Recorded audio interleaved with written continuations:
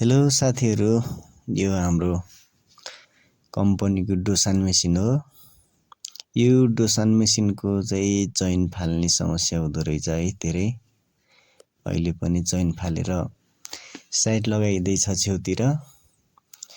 अनि यो चैन हाल्न चाहिँ धेरै गाह्रो हुँदो रहेछ। अनि कसरी हालिन्छ फुल भिडियो हेरेर कमेन्ट गर्नु होला। अनि हाम्रो गुरुहरुलाई चाहिँ गाह्रो भइरहेछ।